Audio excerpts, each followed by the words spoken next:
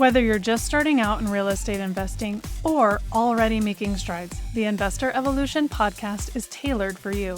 Come along as we tackle these questions directly and deliver practical insights to empower your journey in the realm of real estate investing. Hello and welcome to the Investor Evolution podcast. I'm your host, Kimberly Hoyt, and I am glad to have you here today. Today we are going to get into the mindset a little bit, and we're going to talk about the 3 Cs of scarcity and the 3 Cs of abundance. Now, when we are talking about business in general, there can be this scarcity mindset versus a mindset of abundance. And I want to talk briefly about those things that may be holding us back and shift our perspective to show us how we can have that mindset of abundance and move ourselves forward. All right, let's dive in. So we're going to talk about scarcity first. Now, what is scarcity? When I think about scarcity, I think about a pie. There's only so many slices in that one pie. And as soon as you take a slice out of that pan, it's gone, and it's gone forever. It doesn't come back in, right? And that's what scarcity is to me. It seems like there's only so much money and so much resources to go around. And when you think about that pie, at least for me, that's the picture that I have is once it's gone, it's gone. So what are the 3 C's of scarcity that we can see happening, especially in business? So the first one is competition, okay? And when I think about this part of it, I think back to sports. There's only one winner. When you're playing a game of basketball, somebody wins, somebody loses. When you are running a race, someone's in first place, maybe a second and a third, the rest don't get anything. But there's only one winner. And I feel like this has also kind of been ingrained in us from the time that we were little, especially for those of us that played sports, but even in school, I've either won or I've lost. And it's such a negative mindset to be acting from. But that's the first C of scarcity. And that is that negative feeling, that feeling of lack. Someone else gets that last piece of the pie, then I don't get anything. Now, the second C of scarcity is covet. If someone has the dream car and you see it, and maybe they're in the same business that you're working in, maybe they're doing the same thing that you want to be doing, and it can be our tendency to think, well, if they have it, then I can't. That's probably not even a conscious thought that you actually have, but it probably is there, because that's kind of how we have been trained and to think that, it's somebody else's toy. It's not yours. That's theirs, not yours. And that leads to, again, it all comes back to the negative connotation of things. So when you see something that someone else has and you want it and you're coveting that creates a negative vibration and it creates a feeling of lack. And the third C of scarcity is cutthroat, and especially in business. Now, this is that feeling of, everybody in for themselves, and I can only do what I can do, and I'm only going to help myself because no one else is going to help me. Again, think of like the negative feelings that you think about and feel when you start thinking that way. I have to do it by myself. No one else can help me. It's all these, extremes, right? Always, never, And when you're operating from that place of emotion, it's not going to bring you the things that you want. Now, in the short term, you might get that promotion, you might achieve the level that you were looking for, close that deal. But over the long run, when that's your mode of operation, where you're cutting everyone else out and only fending for yourself, then in the end, in the long run, it's going to limit your ability to advance because you're going to ruin relationships. You might even ruin your reputation. You might be someone that no one really wants to work with. You may get stuff done, But people don't like working with people like that, where they realize that at any point they could get cut out because of the way that that's operating. So the 3 Cs of scarcity, competition, coveting, and cutthroat, and all of those are on such a low vibrational frequency. And we can talk about vibrations and harmony. I could talk about it all day, but what happens is those are the things that you start attracting into your life. Whatever you're putting out is what's going to come back in. So if you're putting out the negative, the competition, the feeling of lack and scarcity, that's what you're going to bring into your life. So let's talk about the opposite. Let's talk about the 3 Cs of abundance. So when we think about abundance, what I think about is, let's take a cherry tree, for example. So when you plant a cherry seed, it's one seed. And when you plant that cherry seed and that tree grows up and begins producing fruit, there is an abundance of fruit that one cherry seed will produce from that one tree. And I don't know what the amount of cherries a typical tree will produce over its lifetime, but I guarantee you hundreds and thousands of cherries compared to the one seed that was planted, right? It is abundant. It is 10x, 100x times what it started from. And that's what abundance is. When we start operating from a place of abundance, that is what we're going to expect and what we're going to see. Why? Because we're vibrating at a higher frequency, and what we're putting out is what we're going to bring back in. So we're going to bring back in those characteristics of abundance. So the first C of abundance is creation. Everything that you see here, everything that you see behind me, my little elephant, my painting, all these plants and whatever, it all started from a thought. Someone had a thought like, I want to carve an elephant out of this tree stump or out of this log, and they created it. Everything that we see started from a thought. So when we are creating things, we are in a high vibrational frequency, and we're in a state that is so attractive that other things are going to start coming in, and you're going to come up with new ideas and better ideas and bigger ideas.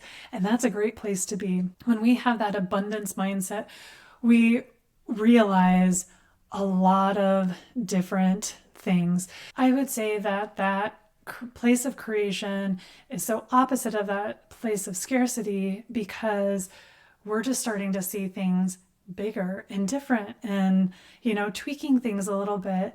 And when we are in that place of creation, we're going to see different opportunities. This is going to lead to different business opportunities and different connections and so much growth for us. So creation is really powerful. The second C of abundance is celebrate. So we talked about how in scarcity we covet things and we want what other people have, and we're frustrated when other people have something that we wanted. But when we celebrate, I want you to think about this. This was the mindset shift for me that was huge. When I see someone with something that I want, and it sparks that feeling of jealousy. Okay. When you start feeling jealous of something, it's because it's something that you want or desire. But when we see something that someone else has and it's something that we want, I want you to, instead of feeling frustrated because they have it and you don't, I want you to start celebrating them. Why? Because if they can get it, you can get it. When you start shifting that thought of the pie, of this finite resource, and start seeing things in abundance, you're going to realize that when someone else has something, that is evidence that you can have it too. That is evidence that it is out there and available. And if that's what you really want, you can go out and get it. So when we start celebrating others, again, it's that positive energy that's going to bring others to us as well, and other things into our life. We're going to start attracting those things. So when we can start celebrating the achievements that other people have gained, celebrating the success that they have and the places that they're going, because it's all evidence that you can do it too. Now, maybe it's someone you need to learn from. Maybe they need to be a mentor to you, and you need to figure out a way to align with them and say, hey, how can I help you out and how can I learn from you so that you can follow along in their footsteps. But again, use it as evidence. If they can do it, I can do it too. So that was the second C, was celebrate. The third C of abundance is collaborate. We talked about competition, and there was only someone first when we're in that place of scarcity. But when we're in this place of creation and celebration and collaboration, when we can collaborate with others, so like that person that has the thing or is doing the thing that you want to do, get close to them, collaborate with them, figure out a way that you can provide value to them and their business, and in return, learn from them. Being in their presence and around them and learning from what they're doing is going to allow you to do what you want to do and to get to that same place. Again, when we can work together, I've said this 100 times, that African proverb, if you want to go fast, go alone. If you want to go far, go together. Together, we are so much better. We can do so much more, and we have so much more resources. Okay, this is where that abundance comes from. When you begin to realize the power of collaboration and the resources that others bring, they may be physical, material, monetary resources, they may be intellectual, creation, or experiences that they're bringing to the table, that is going to move everyone farther, faster. And that collaboration is such a joy also, right? Because when you're doing things with people you enjoy, you love, you like to be around, you like to work with, that makes the work fun and profitable, right? You get to move both of those needles, and that's a great place to be. If you want to succeed, you need a team around you. You need others around you, however that looks. Get people in your life, get people in your business that are going to help move you forward. And if there's something in your business that you're lacking, that you need, ask for it. Put it out there. I'm looking for this type of person in my business.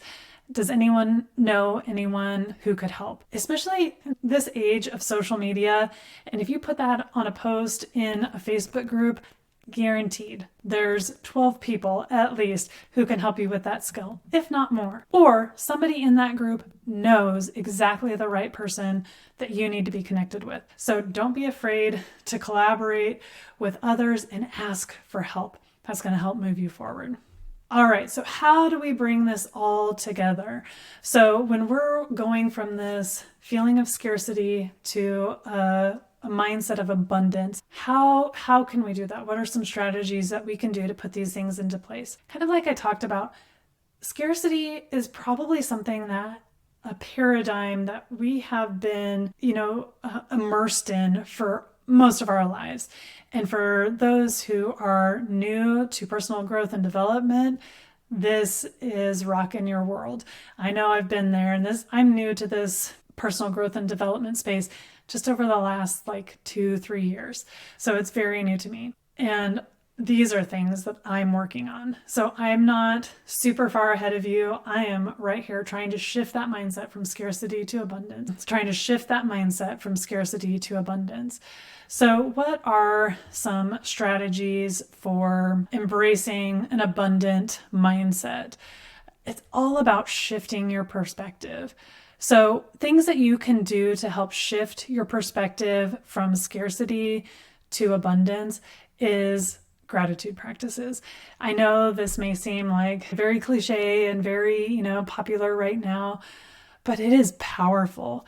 When you are thankful for the things that you have, you realize how much you have, right? And that you begin to see that abundance of things that have been given to you, gifted to you, that are in your life. And as you can start building that practice of gratitude, it's going to open your eyes to really the abundance that you truly do have and continue to grow. Now, this could be a journaling practice that you do. It could be, you sit at the dinner table and with your kids and your spouse, and each of you says something that you're grateful for the day. However that looks for you, putting that gratitude practice in there once a day will be powerful. Another thing that you can do, and this takes time and this takes practice, is reframing challenges. When you come up against a roadblock, an obstacle, a challenge, when you can take a moment to step back from that and ask, how is this happening for me versus why is this happening to me? When we're in that feeling of scarcity, that's what we're thinking. Why is this happening to me? This always bad things happen to me. Again, it goes back to that mindset and that vibration that you're operating on. But when we catch ourselves saying that, stop. Okay, this is happening. It's not happening to me. This is just happening. Why is this happening? How can this work in my favor? How can I use this situation to move myself forward? Let me tell you a little story. I had applied for a job back in, I want to say late September, and this job was something that I was guaranteed to have. I was referred by a friend who works there. The nurse manager of the procedure center was a nurse that I had worked with. The office manager was the son of a physician that I had worked for. I had all these connections. I went in, interviewed, it went great. They really liked me. Went in for a second interview with the other physicians, and it was like guaranteed. And a week went by. I sent emails, nothing really happening. And I finally called the HR person, and she called me back and she's like, I'm so sorry. They decided not to hire for this position.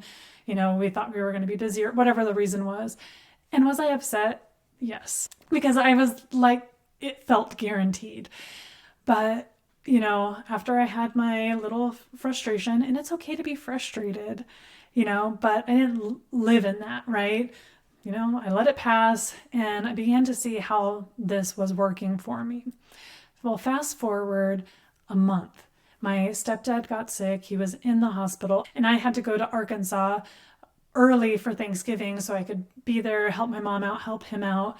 And had I had that job, there's no way I would have been able to do that. My stepdad then passed away in January of this year. And again, I went and spent 2 weeks there with my mom. Had I had that job, I never would have been able to do that. And so sometimes we can see that easier in hindsight, of course. But I remember as I was driving out there, and especially when my stepdad first got sick, that was the first thought. I was like, I am so thankful that I didn't get that job because I wouldn't have had that time. When we can start seeing obstacles as opportunities to learn and grow, man, again, it opens up the world of what is possible. Another thing that you can do to help change from that feeling of scarcity to abundance is find ways to foster generosity and collaboration. When you can share with others, whether that's sharing knowledge, whether that's sharing resources, whether that's teaching them a skill that you have that they need, any way that you can offer up your expertise in whatever area that is and can give that freely to others without expecting anything in return is awesome because it will come back to you. What you're giving out will come back to you. It may come back in a different way than you expect, but it will come back to you. So give. It is more blessed to give than to receive because when you give, it will come back to you. And then being receptive when it does come back to you and accepting of that outpouring that's coming back. When there's someone else that's doing something that you want to do and you can support them and celebrate them along the way, that's going to just help you see. And again, I think it's all about changing that perspective from that perspective of lack to that perspective of, it's available. It's available to them. It's available to me, and seeing that in abundance. The final third thing that I think is important for getting into that mindset of abundance is focusing on personal growth and development. When we are focused on growing internally, it's going to show in the world. You know how we talked about earlier that it all starts with a thought and then it comes into creation? So everything on the outside needs to start on the inside first. We need to grow inside, work on our mindset, and that will translate into the outcomes that we're looking for. Investing in ourselves is the best investment that we can go.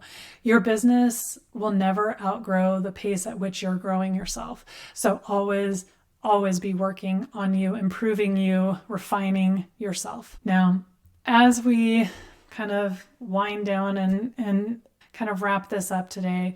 So 3 Cs that we see in scarcity, competition, coveting, and that cutthroat behavior versus the 3 Cs of abundance, creation, celebrating, and collaborating. We see the stark difference. We see and feel the energy differences between those two. And as we work on gratitude practices and working on sharing with others the lessons that we've learned and collaborating with others, and when we can see ourselves shift from that mindset of scarcity and into that mindset of abundance, we are unstoppable. All right, guys, thank you so much for tuning in today. I look forward to hearing from you about this. What did you learn? What were your takeaways? Now, don't forget to like and subscribe and share this episode. And until next time, have a great week.